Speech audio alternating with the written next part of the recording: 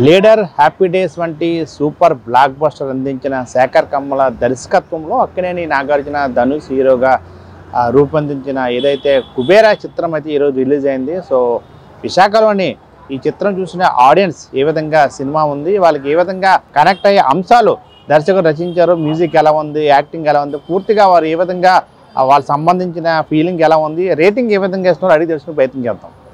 బాగుందండి అసలు నాగార్జున ధనుష్ యాక్టింగ్ చాలా బాగుంది. బాగుంది బాగుంది సినిమా చాలా బాగుంది చాలా బాగుంది సినిమా సూపర్ అండి. సూపర్ యావరేజ్ బాగుందన్న.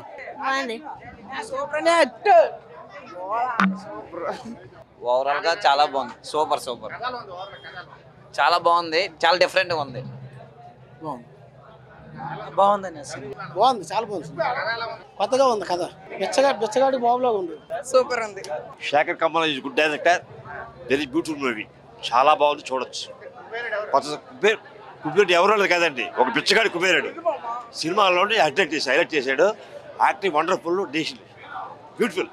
3 గంటలు కన్వీనియంట్ గా కూర్చోబెట్టారు సినిమాలో. ఎక్కడ బోర్ లేదు, ఏటి లేదు. సినిమా బాగుంది, చాలా బాగుంది. నాగార్జున యాక్టింగ్ బాగుంది, ధనుష్ యాక్టింగ్ బాగుంది. మ్యూజిక్ అయినట్టు సినిమా శేఖర్ కమల చెప్పినట్టు నాగార్జున కాదు, ధనుష్ది కాదు. సినిమా శేఖర్ కమలదే సినిమా. చాలా బాగుంది సినిమా, ఫ్యామిలీతో చూడొచ్చు. ధనుష్ గారి యాక్టింగ్ అయితే సూపర్ గా ఉంది. నాగార్జున యాక్టింగ్ అయితే ఇంకా బాగుంది. రష్మిక యాక్టింగ్ అయితే ఇంకా బాగుంది. ఓవరాల్ సినిమా అంతా బ్లాక్ బస్టర్. ధనుష్ యాక్టింగ్ అని చెప్పాల్సి లేదన్నా. చాలా బాగుంది, చాలా సూపర్గా ఉంది. ఎక్సలెంట్. కథ సూపర్, చాలా హైలైట్గా ఉంది. బిట్టు దానికి మించినట్టుగా ఉంది. పర్లే చూడొచ్చు, సినిమా బాగుంది.